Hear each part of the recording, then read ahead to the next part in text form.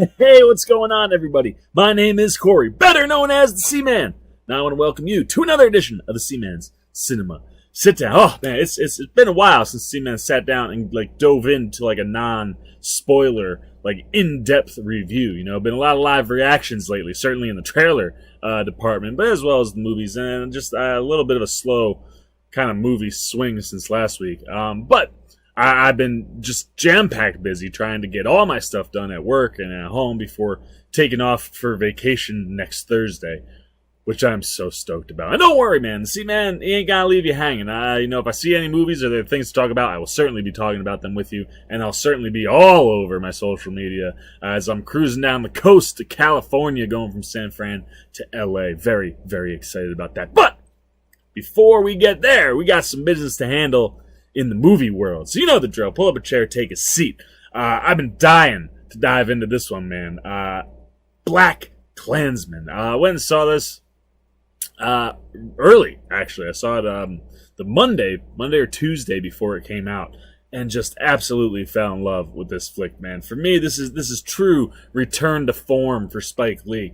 Probably his best installment since Inside Man, which happens to star Denzel Washington, the father of the lead in BlacKkKlansman, John David Washington, who is just, oh man, he's fantastic. Adam Driver is fantastic. And like I said, I think Spike Lee is really bringing some real good stuff here. So you know how the Seaman rolls, man. We gotta start with the bad and end with the good. And for me personally, man, I didn't really have any gripes about this movie. I really enjoyed the heck out of this movie. And it starts with Spike Lee. Like I said, both from a writing and a directing standpoint, I really felt like this was a return to form for Spike.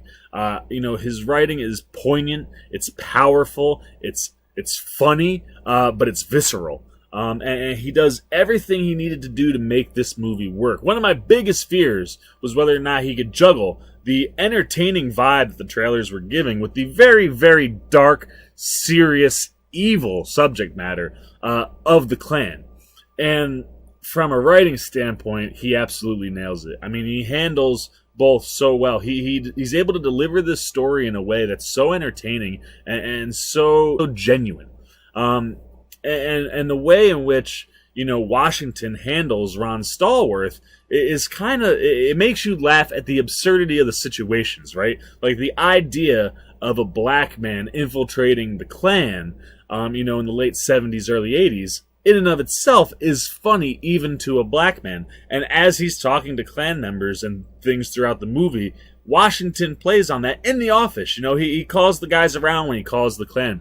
And because they're having fun within that, it allows the audience to have fun. But when Spike swings into Klan material, whether it's with Topher Grace and David Duke, or just other, individual pockets of the Klan that are in the movie, he swings it into that dark and evil place and handles both areas really, really well. And that was what was going to make or break this movie, because it looked so fun and so entertaining, but you're talking about a group of people whose hatred is so instilled and so deep, it is horrifying. And Spike depicts that brilliantly. The camera work, Spike is just on point in everything he's doing with this movie, man. The way he uses the camera works really well, and for me, really, really popped in a moment with Corey Hawkins, who plays Kwame Ture, a black activist who's speaking to a college campus. The thing that works the best is Spike's camera work. He does this unbelievable thing where he takes different faces, some in groups of 2 and 3, some all by themselves, of all the different black people in the crowd. And it ranges from all the ages, the young and the old. But they've all got afros, and it's just all from about here up on just a black backdrop. And he fades these in and out with, Hawkins delivering his speech as Torre, and, shots of the whole crowd. And the way in which he blends that together, man, it really just accentuates all the poignant things that Torre is talking about in his speech. And that work of that little cinematic trick Just it plays so well. And Spike, that's when Spike is really in his element. And he's like that throughout the movie. Now, it's not always, artistic in its delivery, but Spike is certainly operating at a high Spike level. As I said, from the writing style, I love that he's able to make it entertaining, but also address really serious subject matter. And I love that he's able to deliver this really powerful story that's based in the late 70s, early 80s, that totally applies to the current climate and world that we live in now in 2018. And the way in which he writes the movie, it allows his characters to have conversations that fit the time that they're in and, the situations that they're in as well. But they directly reflect conversations that people would be having now. And that's brilliantly illustrated in a conversation between Washington's Stallworth and his sergeant, Sergeant Trapp, who's played by Ken Garrido. They're kind of having a conversation. Like I said, the thing that's really cool, and I love Ken Garrido so much in this, is the atmosphere in that office is very, very team-oriented and fun and alive. And Garrido is really one of the leads in that because, he's the sergeant, and that's kind of how he leads an example. And he's very real and honest with his other law enforcement folks that are in his department. So he has this really, really real conversation with Washington just about what David Duke's ultimate goals are. And that conversation and where it goes, it works brilliantly for what it's doing, but it also is totally having, a socially relevant conversation about what's going on now in our climate. And I love the way Spike blends all that stuff into the material and makes it work to his advantage to tell a story that one is just beyond fascinating, right? The idea of Ron Stallworth, a black detective infiltrating the Klan, is just a wild story in itself. And to take that story and deliver it in a way that's poignant and powerful and relevant to now is just excellently done by Spike Lee. Now, lastly, the way in which Lee opts to end this movie is really what drove it home and did the trick for me. Because like I said, you're in the theater for almost 2 hours just having a really good time. Even when presented with these really uncomfortable situations revolving around the Klan, you are able to enjoy this film throughout its entirety. However, Spike ends this movie in a way that snaps you back to reality, that does not feel forced, and then he punches you in the chest, man. It made me roll tears, and I wasn't ready for it. But I felt it was the perfect punctuation mark to the movie. And for me, I think it's the thing that elevates this up into like an Oscar caliber flick. All right, and certainly someone else that you could definitely be talking about come awards time is our lead, John David Washington. I absolutely love him in this movie. I watch Ballers, and I've been a fan of his on Ballers, but I think Ballers doesn't really give him a stage to really kind of shine the way that BlacKkKlansman does. And he elevates his game to match everything that Spike is asking for him, and like Spike is able to match that effortless movement from entertaining and great comedic timing that allow you to have a good time at the movie, swinging over into really, really serious subject matter that's tough to deal with. And Washington handles both perfectly. And the thing that I love the most about his character is the fact that Ron Stallworth is kind of dead center. We're dealing with the Klan, which is obviously a far drastic extreme for hatred. And Spike does a great job of depicting all of that with the Klan, and takes you to those evil and uncomfortable places. And then you have Ron in the middle. And on the other side, you have the black activist groups, which are led by Laura Harrier's character, Patrice Dumas, who is kind of like the president for the college chapter of Kwame Tore's TOR. She's kind of the black activist president. She's the one that brings Torre in, and she kind of represents that concept, right, of that black activist movement. And granted, I don't want this to be misunderstood. In no way, shape, or form is what is presented in the movie with the black activist groups anywhere remotely close to an extreme level like the Klan. However, the conversations that she has with Stallworth really do highlight the fact that if misconstrued or utilized in the wrong way, even the black activist side of things can go to a bad place. There's great conversations between the two of them, especially around, Harrier's feelings, towards the police, with Stallworth being, the police himself.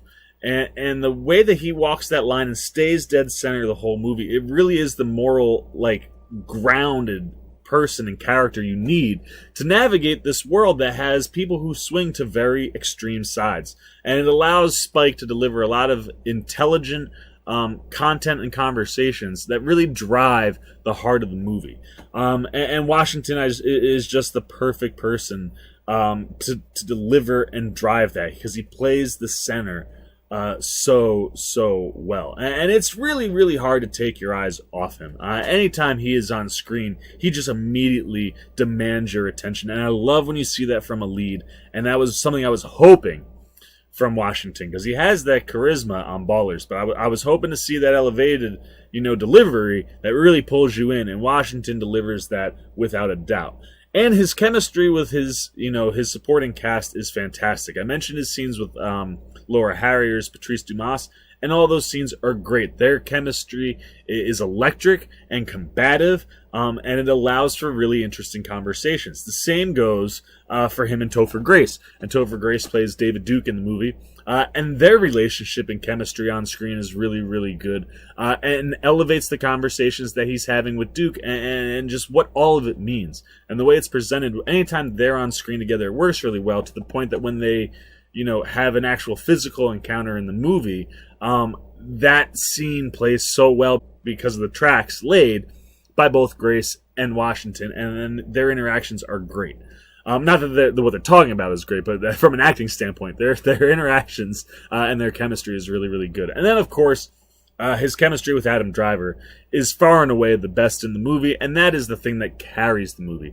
These two guys are just a perfect combo to deliver this story. And I love the way that they play off each other, the way they get along, the way they become friends. And Adam Driver is just as much to credit as is John David Washington. And I think, Driver was the perfect guy to have there, because he is a seasoned pro.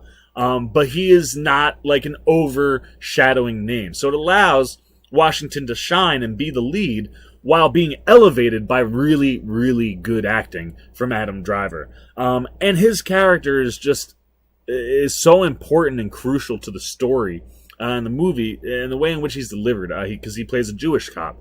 And, if you're talking about hatred coming from the Klan, if it's not being directed at at blacks, it's certainly being directed at the Jews next. So to have someone who's white, who also has, real issues with the Klan, from just a personal and religious and moral, standard. It's really fascinating to have the white character that balances the black character going into this, and to have him playing the white version of Ron Stallworth is just genius. And Driver plays that so well as he has an interesting relationship himself with his faith, and the fact that his faith is something that, is targeted by the Klan. That interesting relationship with the work that he's doing kind of creates this really interesting inner turmoil for Driver that's just executed really, really well by him. And like I said, I just think he brings everything you want. He can make you laugh. He can bring you into the real gritty drama stuff. But ultimately, he's the perfect person to help elevate Washington and just elevate the level of the movie because of what he brings from just a pure acting standpoint. And for me, the moment that Washington is on the phone, talking to the Klan like he's a white man, he says his name. He says, I'm Ron Stallworth, because he kind of gets caught off guard. The moment itself happens because he's at work, not sure what to do, and he's going through the paper and sees an ad that he knows will lead him to the Klan. And when he says Ron Stallworth, Driver does this thing. It's in the trailer where he stops and he just slow turns and then looks at Stallworth and is like, did you just use your real name? And from that moment on, man, that for me was where the movie just took off. Because it just solidified what was going on with their relationship.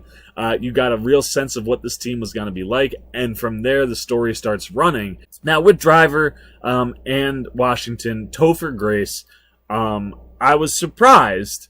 I thought brought a performance that matched them, and you needed all three of them to really, really stand out for this movie to really work. And look, I know a lot of people look at this and go, "Oh, that's just Topher Grace in a bad wig and mustache." But I really thought Grace handled the role really well. You know, David Duke is not a character that people are climbing over each other to play. But I thought he delivered him in a way that makes you understand why he can be successful in any sense of the word when you're that evil. And Topher Grace, I saw him interviewed and talked about how difficult it was to prepare and study and research Duke because of how evil he was, or is. You know, he's still around.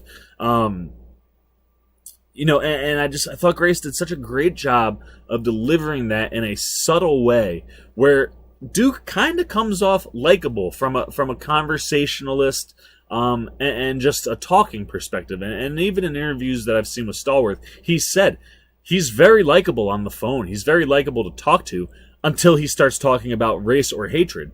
And Grace does that really, really well throughout the whole movie. You know, he makes you go, man, I can see why people would talk to or like or trust this guy.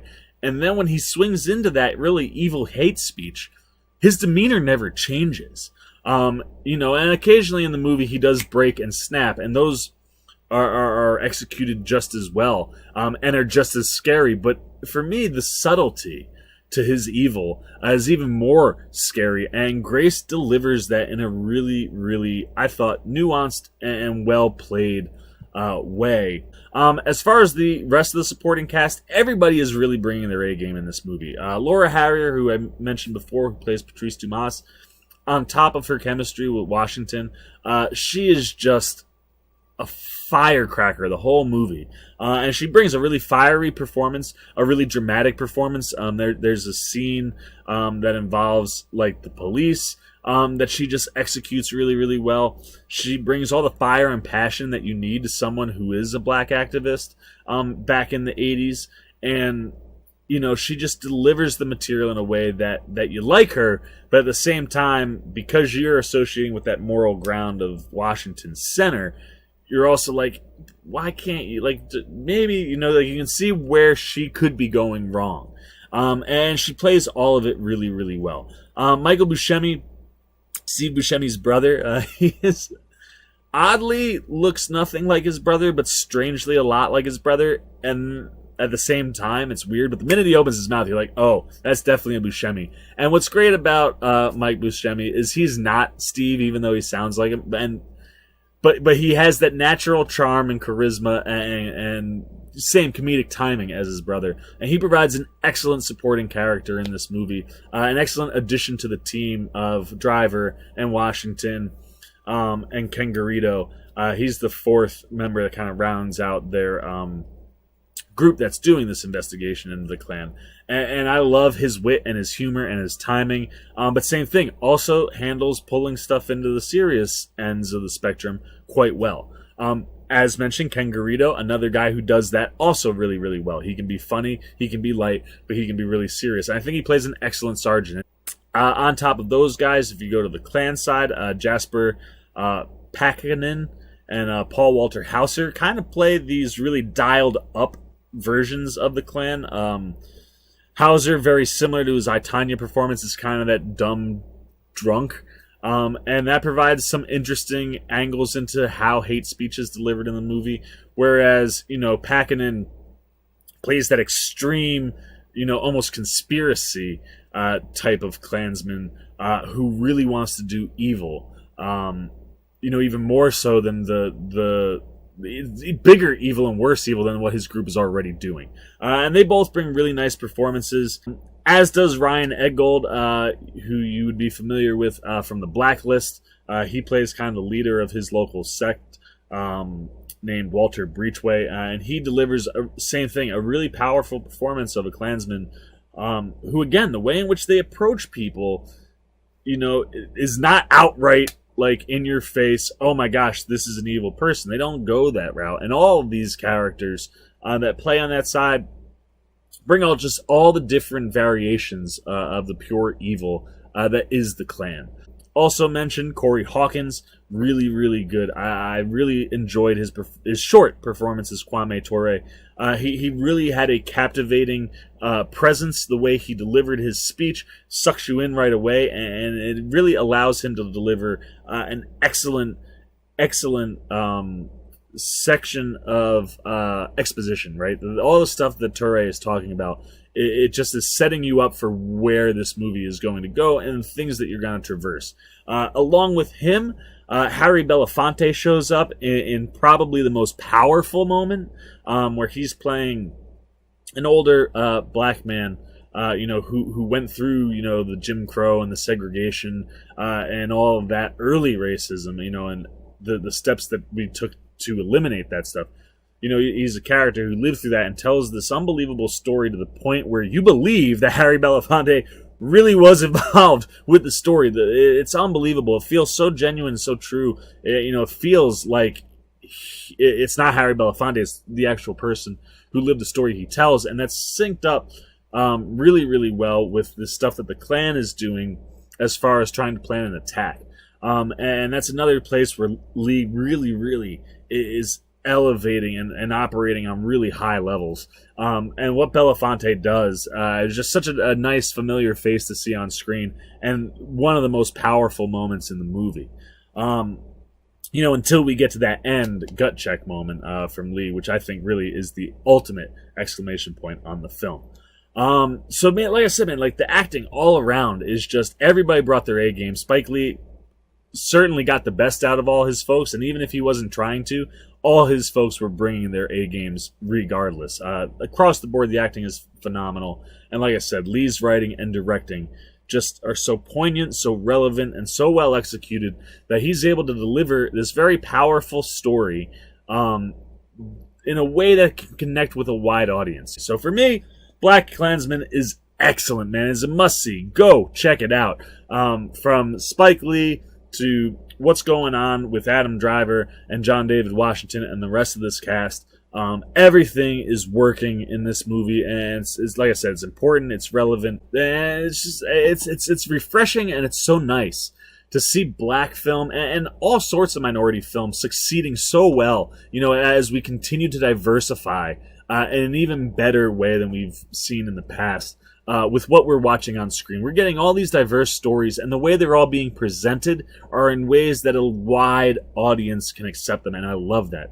Whether it's Black Panther, whether it's more recently like Sorry to Bother You and Blind Spotting, BlacKkKlansman also just falls right into that grouping, and is just a really well executed movie that gives a real-to-life, true, genuine black perspective on subject matter that's presented in a way that everybody can associate and identify with and take something away from this movie, especially because of the way Lee ends the film.